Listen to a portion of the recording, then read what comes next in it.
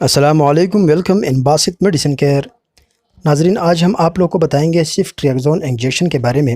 آج ہم بتائیں گے کہ اس کا یوز کیا جاتا ہے کون سے انفیکشنز میں، وہ کون سے انفیکشنز ہے، وہ کون سی بیماریاں ہے جس میں اکثر اوقات ڈاکٹر یہ پرسکرائب کرتے ہیں یا انجیکٹ کرتے ہیں۔ اس کے استعمال کرنے کے بعد ہمیں کیا ممکن سائیڈ ایفیکٹس ہو سکتے ہیں، اور اس کے وارننگس کیا ہے، یعنی یقین لوگوں کو نہیں انجیکٹ کرنا چاہیے یا پرسکرائب نہیں کرنا چاہیے۔ تو ان سب کے بارے میں کمپلیٹ انفارمیشن حاصل کرنے کے لیے ویڈیو کو سکپ کے بغیر لاسٹ تک دیکھیں تاکہ آپ بہتر سمجھ سکیں، ادروائز آپ مس گائیڈ ہو سکتے ہیں۔ ناظرین، سیفٹریاکزون انجیکشن بیکٹیریا کی وجہ سے ہونے والے بعض انفیکشنز کے علاج کے لیے استعمال کیا جاتا ہے، جیسے کہ سوزاک جو کہ ایک جنسی طور پر منتقل ہونے والی بیماری ہے۔ اس کے علاوہ شرونی سوزش کی بیماری جو کہ خواتین کے تولیدی اعضاء کا انفیکشن جو بانجھ پن کا سبب بن سکتا ہے۔ منجنائٹس جو کہ دماغ اور ریڑھ کی ہڈی کو گھیرنے والی جنیوں کا انفیکشن ہے۔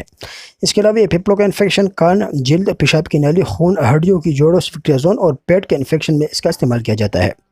ناظرین، یہ انجیکشن بعض اوقات بعض قسم کی سرجری سے پہلے بھی دیا جاتا ہے تاکہ آپریشن کے بعد ہونے والے انفیکشنز کو روکا جا سکے۔ ناظرین، سیفٹریاکزون انجیکشن ادویات کی ایک کلاس میں سے ہے جسے سیفالوسپورن اینٹی بایوٹکس کہتے ہیں۔ یہ بیکٹیریا کو مار کر کام کرتا ہے۔ اس کے علاوہ ناظرین، اگر تھروٹ انفیکشن ہے، جن لوگوں کو جس کے تھروٹ میں گلوں میں سویلنگ آ گئی ہے، تھروٹ کا انفیکشن ہے یا گلے میں سویلنگ آ گئی ہے، تو اس حالت میں بھی ڈاکٹر اکثر اوقات یہ انجیکشن انجیکٹ کرنے کے لیے کہتے ہیں۔ اینٹی بایوٹکس جیسے سیفٹریاکزون انجیکشن زکام، فلو یا دیگر وائرل انفیکشنز کے لیے کام نہیں کرے گا۔ جب اینٹی بایوٹکس کی ضرورت نہ ہو تو ان کا استعمال آپ کو بعد میں انفیکشن ہونے کا خطرہ بڑھاتا ہے، اس لیے ضرورت نہ ہو تو اس کا استعمال کبھی بھی نہ کیجیے۔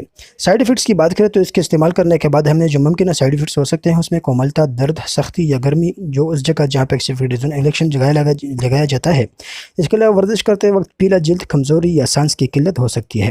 اسہال بھی اس کے استعمال اس کے انجیکٹ کرنے کے بعد اس کے کامن سائیڈ ایفیکٹ میں شامل ہے۔